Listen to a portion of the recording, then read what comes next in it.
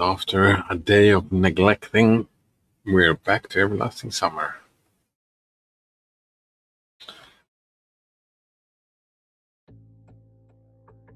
So I think I'm gonna start saving here and here, so I don't do the same mistake again. All right, we're down here. Me and Lena are doing this. That's actually something I'm not looking forward to in replaying the game, because you can take other women down here, like other choices. We can bring them all down here, I guess, which means this will play out differently each time, which also means that we're gonna have to read through it over and over again. However, this surely wasn't a computer game, and there is no option to save. I found that hilarious that I saved and left at that very spot. Maybe with this, says Lena.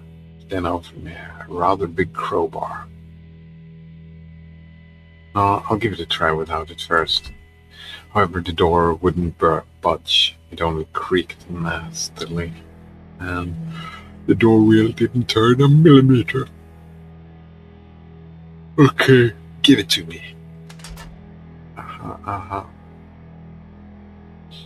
It was too easy with the crowbar. Can't something be too easy? Oops. In the end, the obstacle collapsed, hitting the floor loudly. The hinges was rusted completely through. I pointed the flashlight to the passageway. There was a corridor just like the one we had come here through. Yeah. Let's go. It was like Lena was constantly driving me on. Where are you rushing to? Me? I'm not. She blushed in confusion. Again, what should I make of her? First she doesn't fear a thing, then she gets lost after a word. Oh, I didn't get that reference. You look like you don't fear anything. I don't know, what should I fear? You will protect me anyways. She added, barely audible. Lena is counting on me. She believes in me no matter what. It's possible. Stupid, naive, but possible. I knew clearly that I couldn't protect anyone, even myself. Nothing is up to me in this world. The powers that brought me here could do anything.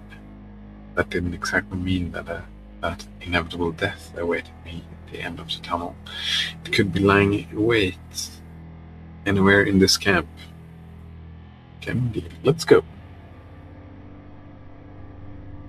I tried to walk faster, but Lena seemed to not be bothered by that. She easily kept pace with me. This corridor was exactly the same as the previous one, in every last detail. There was nothing shocking about it, but at some point I got the feeling that we were walking in circles. The flashlight in my hand started to tremble visibly. The spot of light jumped all over the walls and the floor, and suddenly lit up a rather big hole.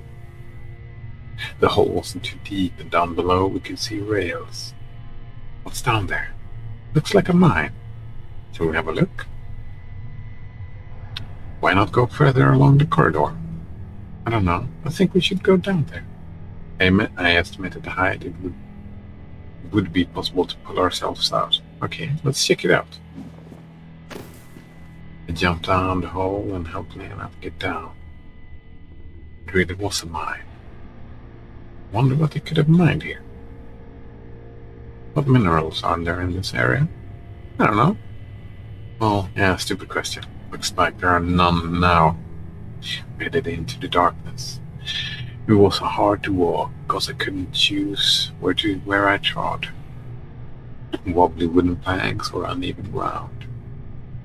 I wasn't able to stick closer to the walls either. The narrowness of the tunnel forced us to stay between the rails, and I didn't want to let go of Lena's hand. Finally, we reached the end. We reached the fork. Myself a little bit more comfortable.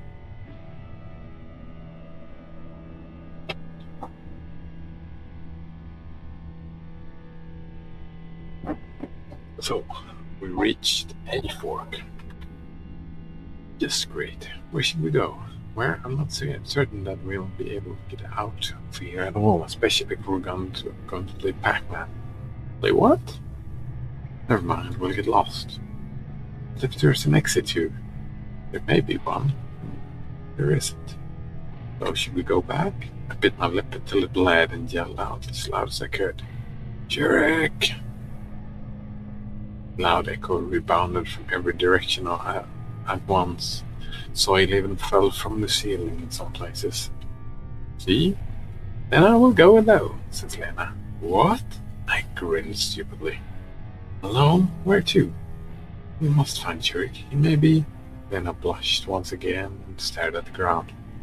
No, that won't do. If we go together. Okay then, let's go. She smiled and took my hands. How does she manage to do that? First we should... I took a sharp stone from the ground and scratched a cross on one of the beams which supported the walls. Now we will know where we started. Alright, so since we're cheating,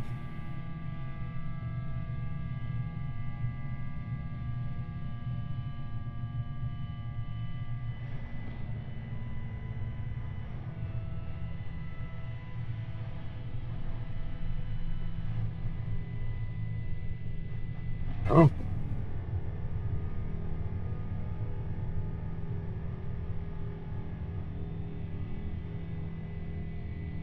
If you had at least one good ending, we could go turn left.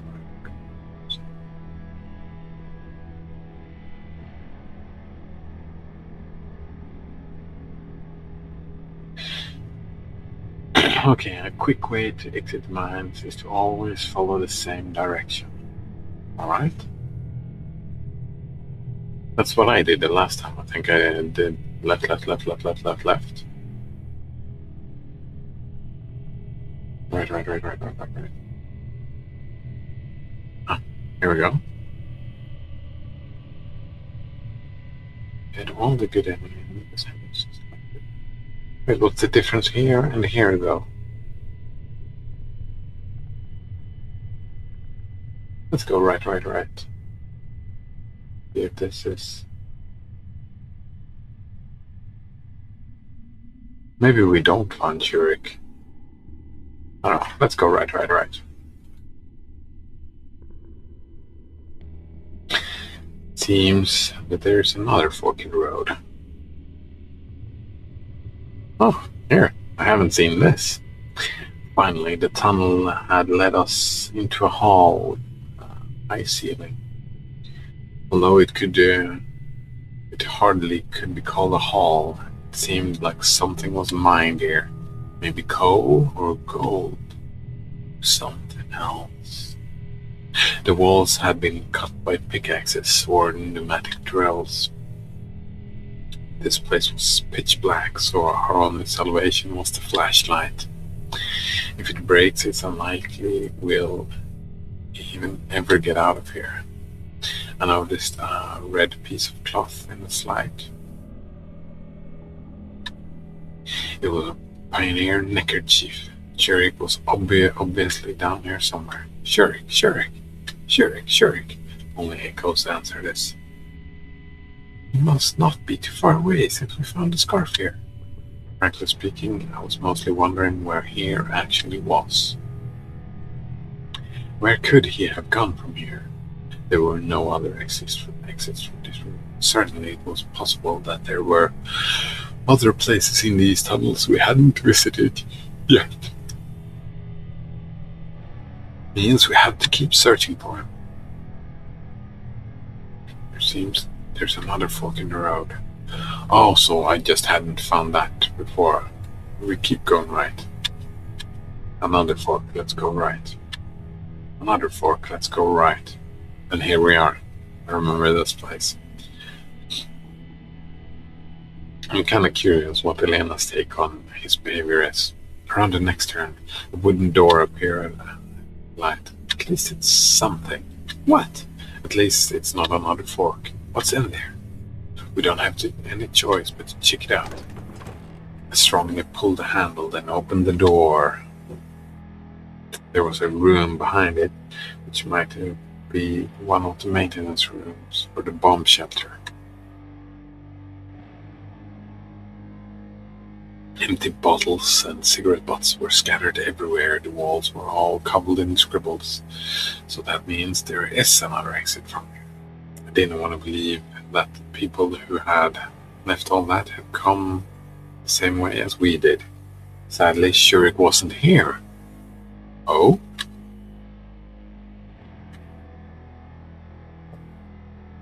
I slid down the wall to the floor. It must have been everywhere now. Not everywhere, says Lena. Lena pointed to a door in the corner. It looked similar to the one leading to the bomb shelter. There probably should be an exit, as you said. Shall we go? Let's rest for a moment. Okay.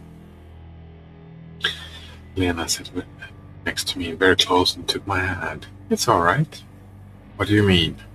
That we haven't found Shurik. We should think about getting ourselves out.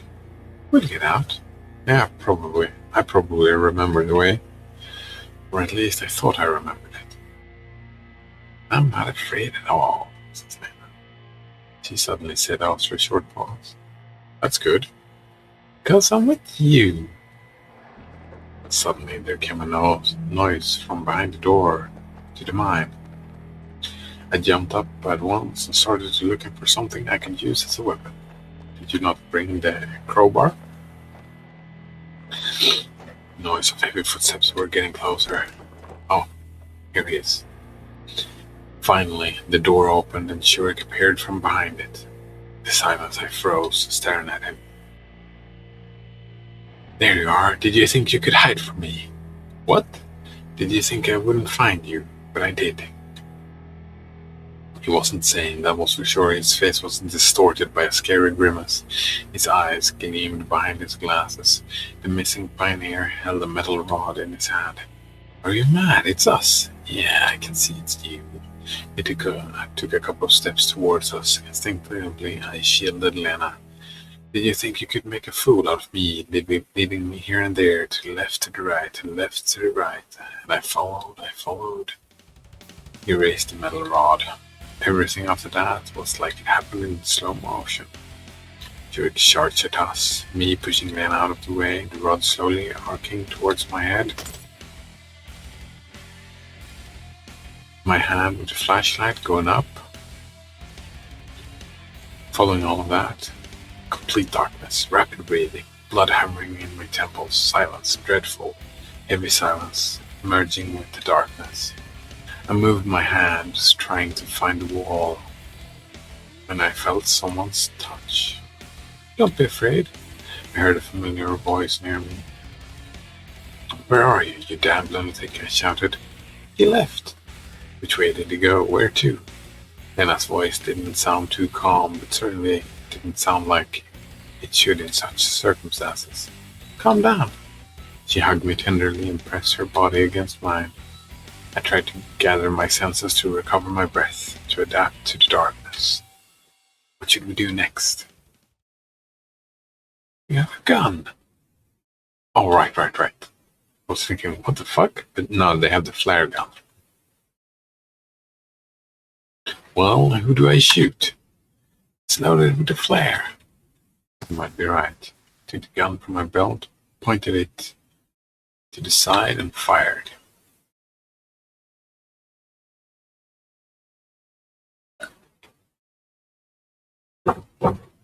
The room was illuminated by bright red light. The flare lying in the corner looked like a firework or a sparkler. Let's go quickly, it won't burn for long. Where to? Lena pointed to the second door. It wasn't hard to open it, and and we were heading into the darkness. Flare burned more dimly with every second. I stumbled with every step and even fell down a couple of times, but I didn't slow my pace. It goes out. Finally, we saw light in front of us and came to the ladder, leading to a grating in the ceiling. The flare hissed and went out. Thank God.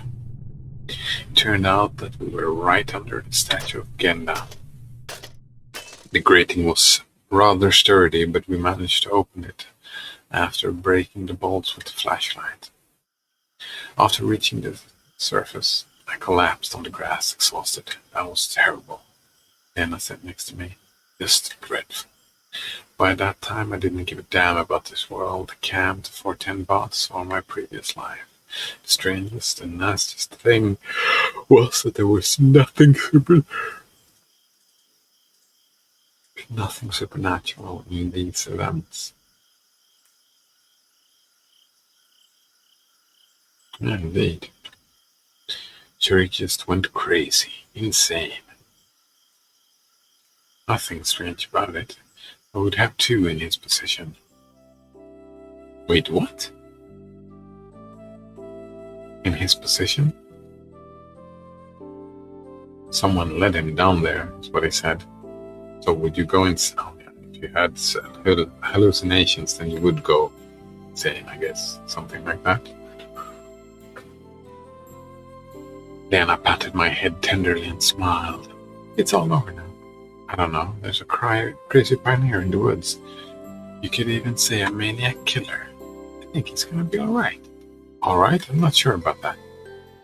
The most important thing is that we're okay. She still smiled. How can you be so calm? I told you before that I have nothing to be afraid of. Indeed, I might have saved Lena and myself back there. But it was only by chance, nothing more. If Shurik had been swifter, crazier. Thanks for the compliment. You're welcome. She's acting very strange. Very strange. No, we should have stayed here in the first place. You're probably right, she said calmly. I got really sleepy because of stress, of exhaustion. How late at night it was. We should go to sleep. But I'd have to stand up and walk to the leader's cabin. I wasn't ready for that. My eyes closed for just a moment.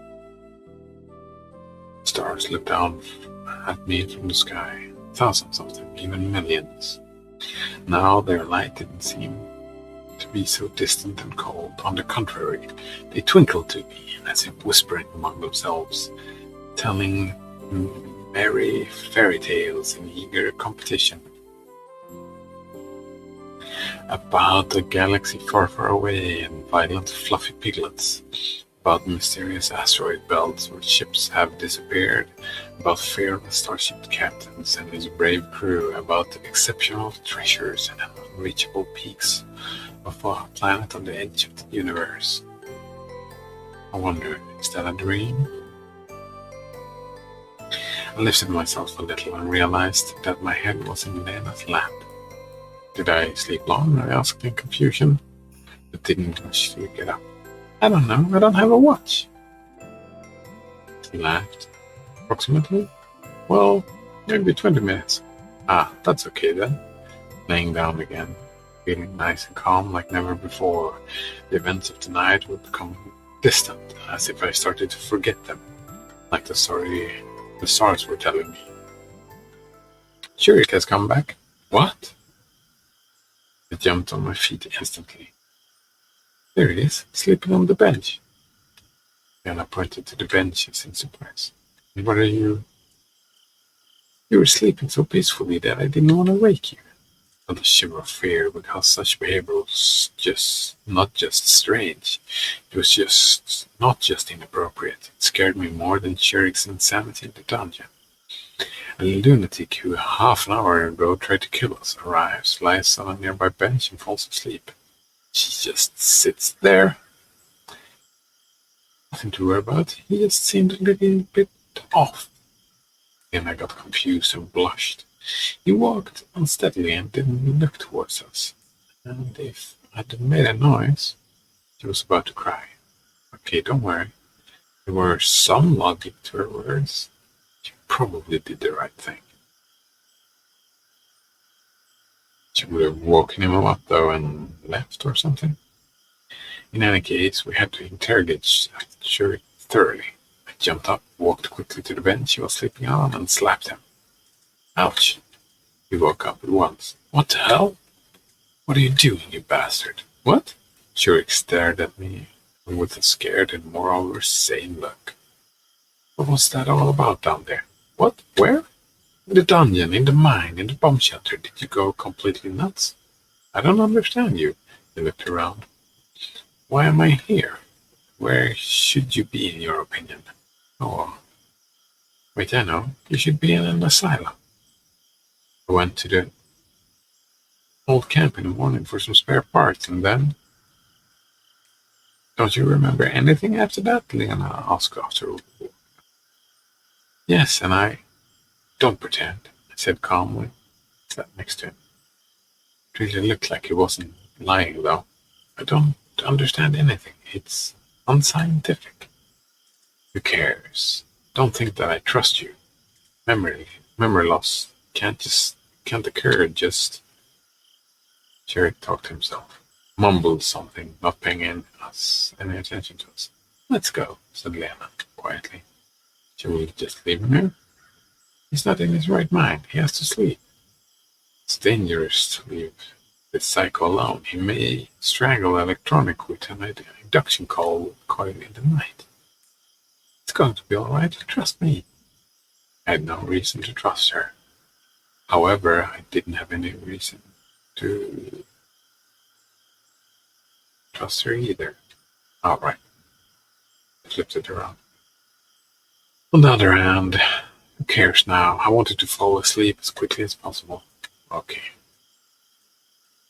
We left Shurik, who was still mumbling something to himself. We're here. What? Where? I have to go further on, Lena smiled. I hadn't thought about anything at all. Anything all the way over here. I just followed her. I hadn't noticed that we were to come to Olga's cabin. Yes. Thank you for today. There's nothing to thank me for. It's just good that we came back alive. We'll see what Shurik has to say tomorrow. Thanks anyway, she said mysteriously and averted her eyes. You're welcome. Well, it's time for me to go. Then I quickly turned around and walked quickly in the direction of the cabin. I suddenly had a thought that something about that was a bit off, not quite right.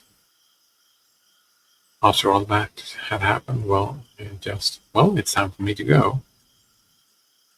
It usually goes different in such situations, doesn't it? I had no idea what I expected, though. Exhaustion hit me again. Walking with difficulty, I entered the cabin. The leader was sitting on my bed. Simeon, she started to talk sadly. Where have you been? Well, her first scolding, I didn't expect that reaction. I went to look for Shurik. No.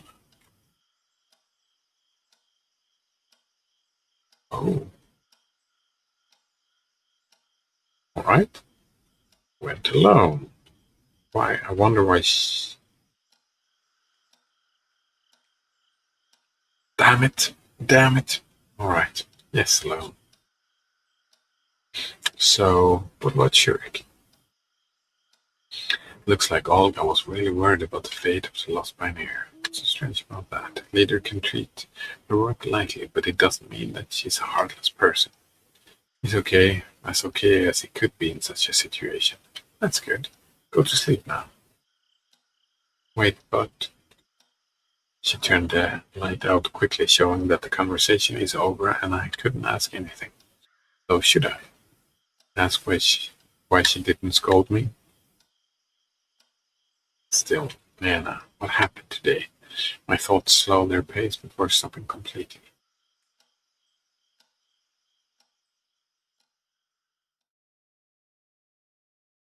Day 5.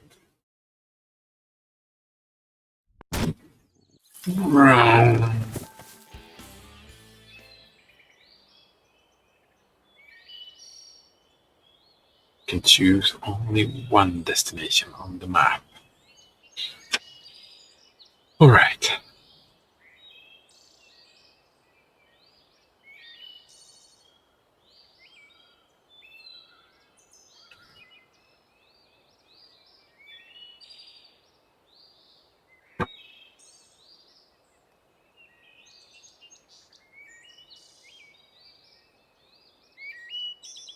So let's go to the clubhouse, I guess. I was desperately hungry. I always took good care of my health. What? That doesn't sound like him at all.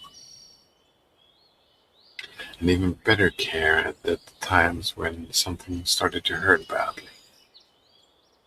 Now I was able to walk and my feet weren't even hurting much. So my feet will heal up eventually while my hunger can't wait.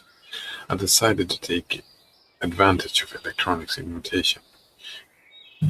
In the end, knowing the local pioneers, it was smart to assume that there wasn't even a piece of stale bread left in the canteen, and the Cybernetics Club actually somewhat owe me.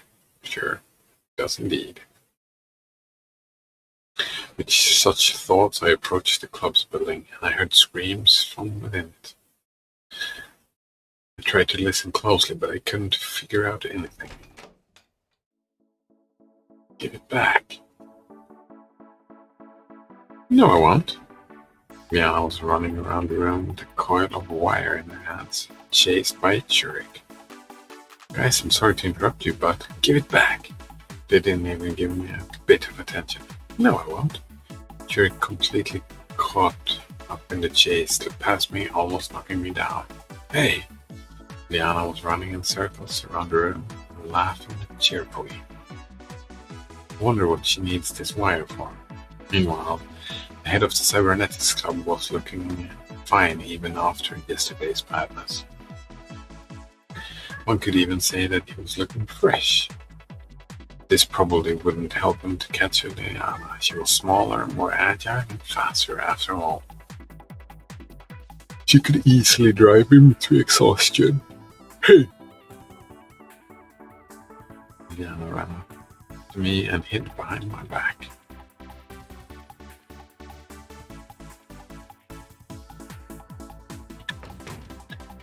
Churik, in his turn, left the club, slamming the door on his way out.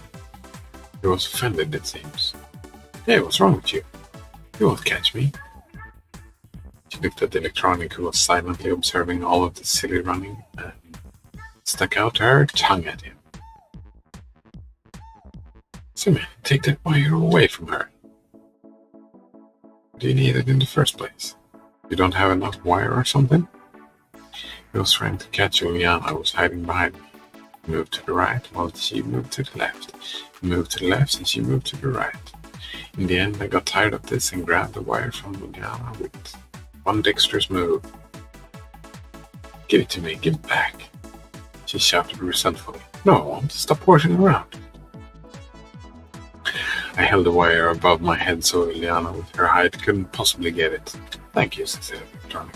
Okay, fine. She snorted and turned away from me. What do you need it in the first place? That's none of your business.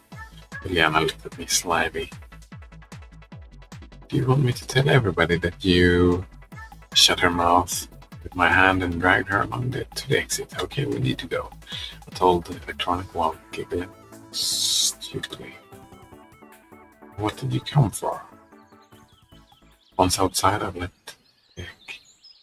let the kicking Liana free. Hear me out. You realize that it was an accident. Even more so, it was caused by you. I know nothing. Facts are facts. You were watching us. Oh, what would Olga think? On the one hand, I did not want to care the slightest what a camp leader would say, but on the other, everything was against me, and in my position, it would be better not to get myself in such a situation. Fine, maybe we could make a deal somehow. She started to think. I know. I anticipated the worst. Bring me that wire. What do you need it for? I need it for my needs. Okay, let's assume I get it. You won't tell anybody? Give you the word of a pioneer. I could hardly believe her. But on the other hand, it was just a coil of wire. So why shouldn't I try? Wait. So no gives +1?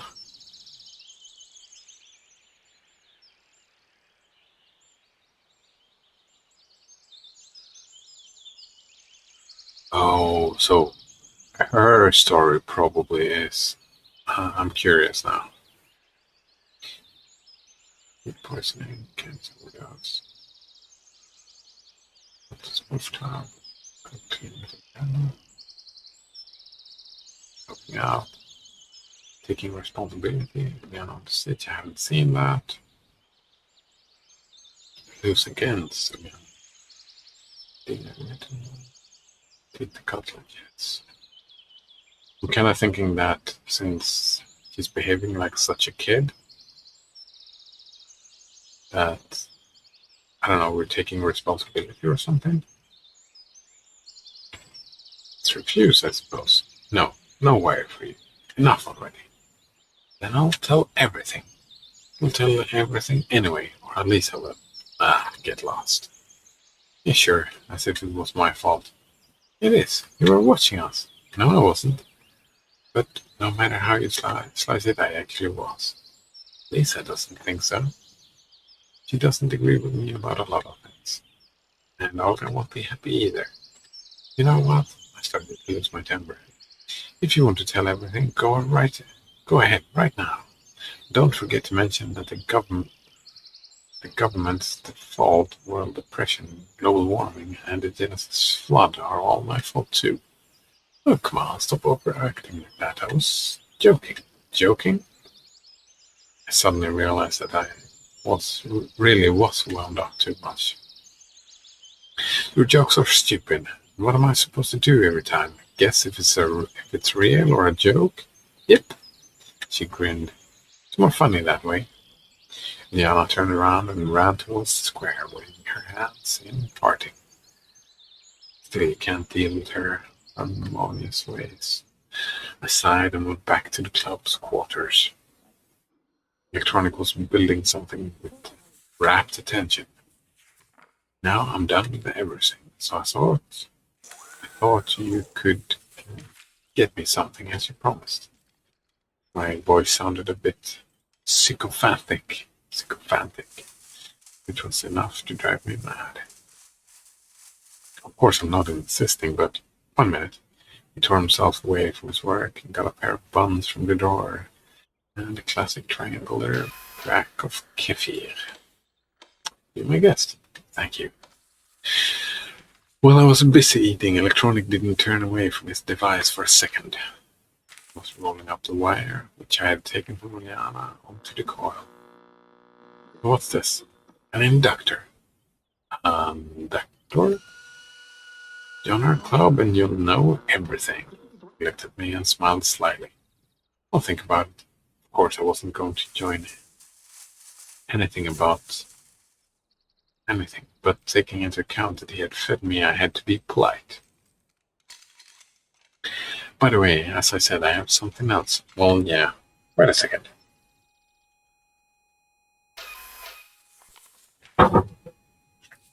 Went to the adjacent room and came back after a minute. Some kind of package.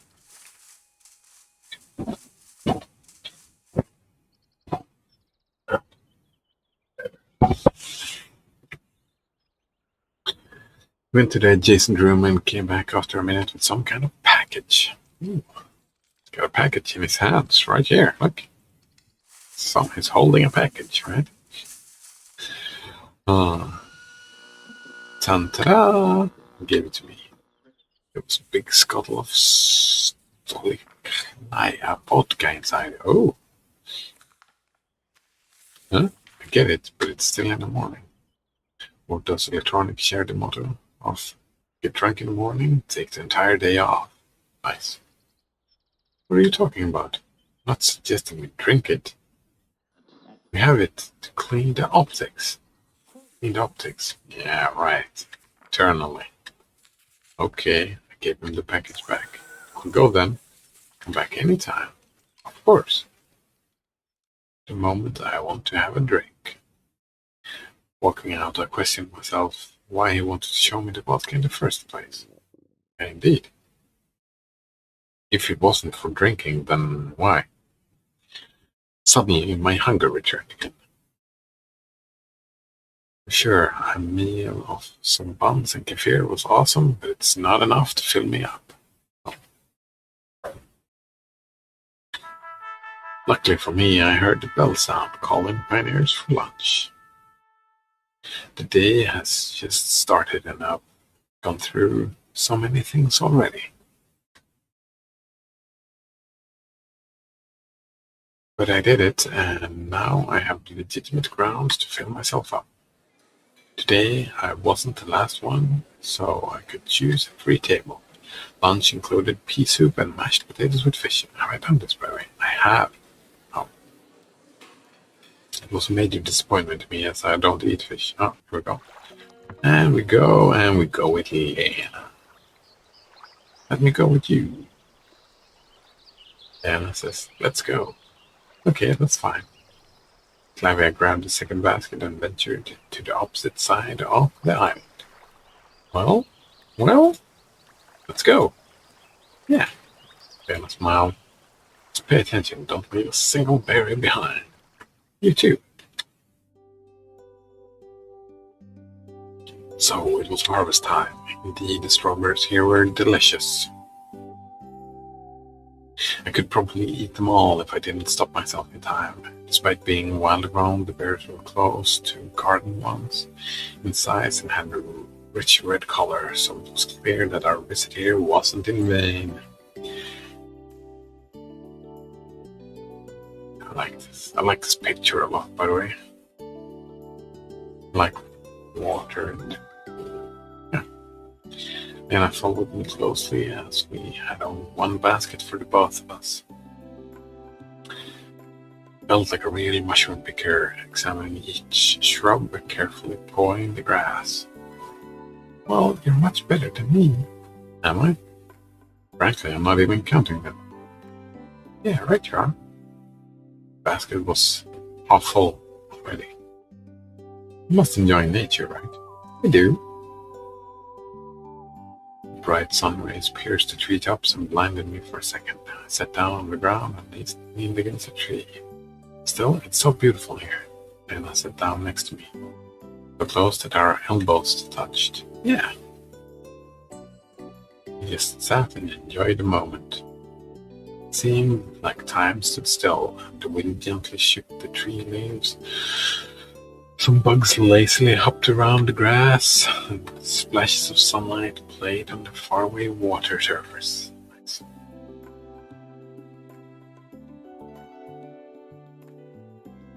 Lena put her head on my shoulder.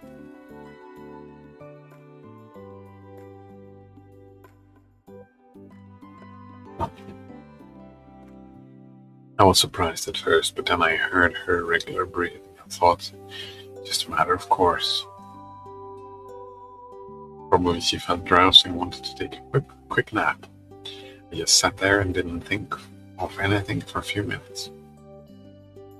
Then her words started crossing my mind with ultrasonic speed.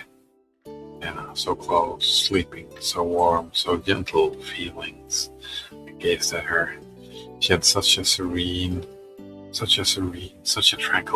tranquil look on her face that it seemed that right now she's not here, but in some kind of better world. I don't know what would have happened the next moment if I didn't hear the voice of Slavia. Semyon, Lena! I shook my head from side to side a few times to come to my senses. Lena started to wake up. She opened her eyes and gave me an empty look. Have a nice dream? Huh? Suddenly realizing that she dozed off, leaning on my shoulder, Lena blushed. Oh, I'm sorry. It's fine. Slavia, come over to us.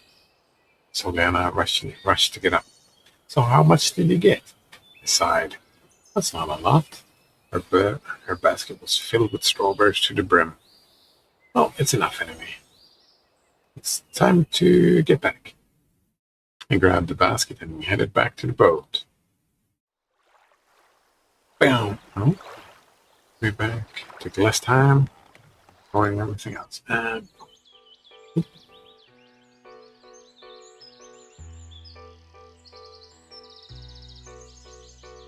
thanks to the girls.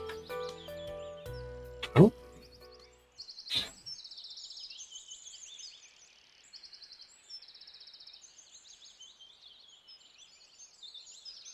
I did get the flower. Did I take the book? I don't remember.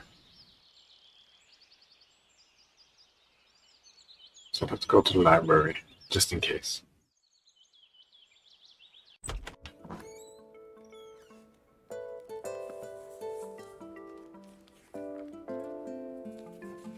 Do nothing. Yep, that's what I did.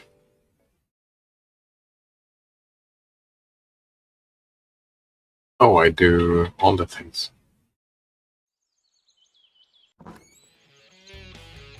And then we go here and do all these things.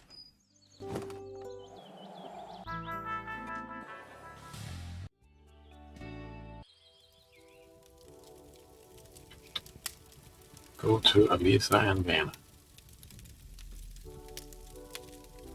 Oh, this is it.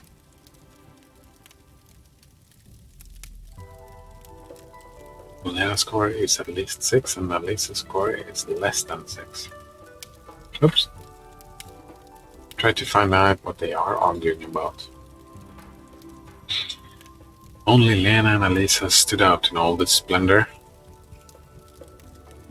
Well, of course, it was quite natural for Alisa to be arguing with someone like that, but hearing Lena talk in a raised voice, I came closer, silently trying to find out what was going on. No, you listen to me. I'm not going to listen to anything. Really? Great then. Lisa turned away, and her eyes met mine. First, she obviously was confused about what was going on, but then... So you're eavesdropping. What? Me? No? I was kind of eavesdropping, wasn't I? She began slowly advancing on me, and I took a few steps back. Lena, however, remained standing where she was. Well, okay then, listen. Lisa stopped halfway and turned back to Lena. By the way, did you know he was peeping on me today? What? Peeping, and he saw everything. Is that true? Lena wrung her hands distressedly and gave me a quick glance and started staring on the ground as if she was cut off from the world. No, nothing like that happened. Having thrown an angry glance at Lisa, I came up to Lena. Why are you denying it? I even have a witness. If your witness is even worse than you, your witness is even worse than you. So you'll stick to your claim that it didn't happen? Took a second to think. But really, why do I have such pathological desire to exonerate myself before Lena? As though I vitally need her opinion of me to remain unchanged. Though, how would I know that what she was thinking? It didn't happen. Lena threw a baleful look at Alisa and raised her eyes to me. Right after that, her eyes full of discomfort and hope. It suddenly became unbearable to stare into these eyes. It didn't happen, I repeated less confidently. Well, whatever. Lisa sneered from behind me. It's up to you to decide who to trust. She said to Lena offhandedly, and then turned away and headed to the bonfire. Is that true? I felt uncomfortable, like a fish out of water, feeling the urge to end this as fast as possible. Why should I have to excuse myself to her? Yeah, don't tell the truth, dude. And so what if it did happen? I looked at Lena boldly, but noticed only a bright sunset gleam reflected a tear which was going down her cheek. No, I meant, you don't need to lie. She wiped off her tears and tried to smile. After all, it's not my business. No, why isn't it? Why is it? Just that, well, it was an accident, get it? An accident. It was caused by Uliana, nothing more. Yeah, sure. It's true. I believe you. And I was saying everything with absolutely no emotion, like she didn't care about what was going on. I was almost able to believe it, but her tears were a few seconds ago. It seems to me that you don't. But is this some kind of game? Spot on, Lena said quietly, but there was a hint of anger in her tone. You really need to convince me of that. And even if I believe you, what then? Would it all come true? I'm not trying to convince you of anything. I just wanted you to understand that I'm not guilty. I didn't want to. Why should I care at all? Lena shouted. I was standing with my back to the bonfire, but I was sure all the pioneer had turned in our direction. If you want to peep at someone, do it. Do whatever you want. Do it. Do it. But why do you bother me? I'm not. But really, from a point of view, it looked that way. Trying to excuse myself to Lena with no success. Like a guilty child, or maybe even like a husband who'd slipped up. Yes, you know, I don't care. Liar. Then I turned away and headed back to the camp. Fast walk. I didn't try to stop her. Now it certainly wasn't the best solution. She's on the edge. No attempts to convince her or appeal to reason would help. Since when is she like that? Screaming that way, getting mad. With these thoughts in mind, I turned to the bonfire and sat down on a wooden log. So, says Elisa, said after seating herself nearby. What? Not a great success, huh? As you see, I growled out while picking at the coal with a stick.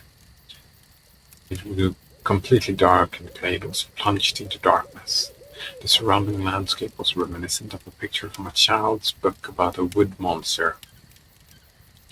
An unknown forest creature is just about to spring out from behind a tree. Predatory owls hoot menacingly behind tree branches. Even mice look out from snags to stare at you with distrust. I was not afraid at that moment. Everything was different from the previous day when I was in the dungeon at the old camp. The moon was shining brightly, paying close attention to our brave troop. The world was sleeping, waiting for the morning, and bathing in the moonlight, as I thought. Though it was expected. Why?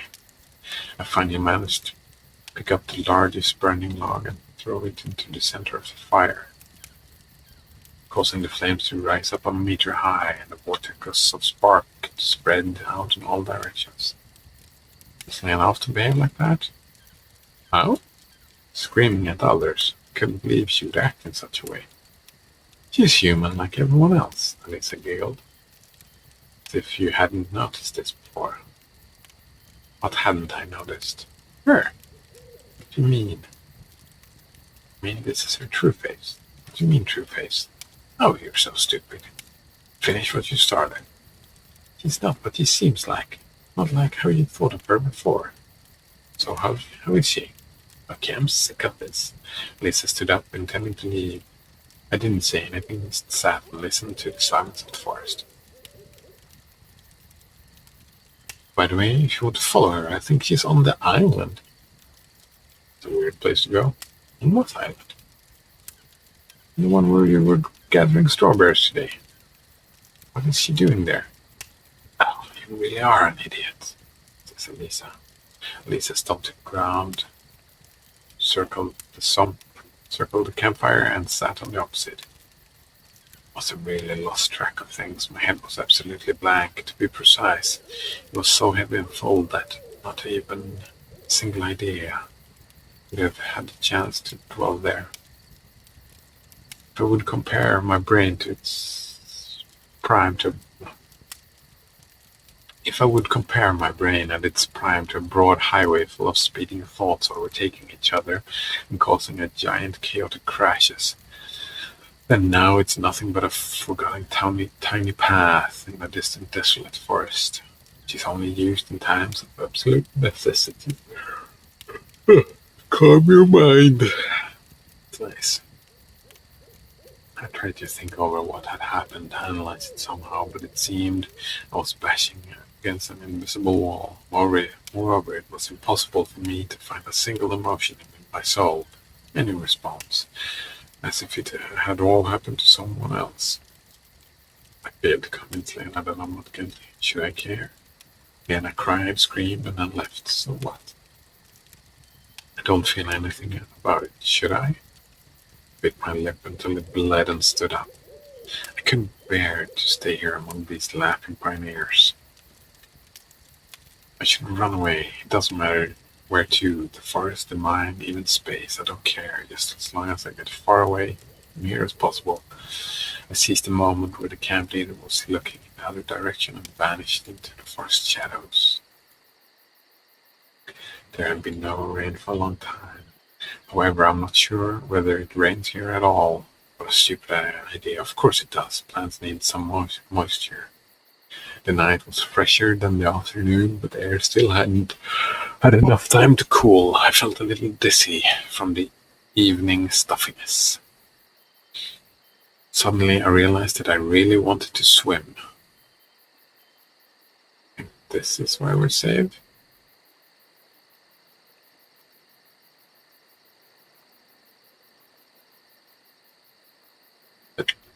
Let me just double check.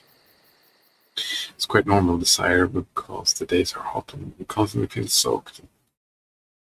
Yeah. I was thinking of saving it the next decision. They never noticed that I've been approaching the pier. This would have been a good place as well, but let's quit the game.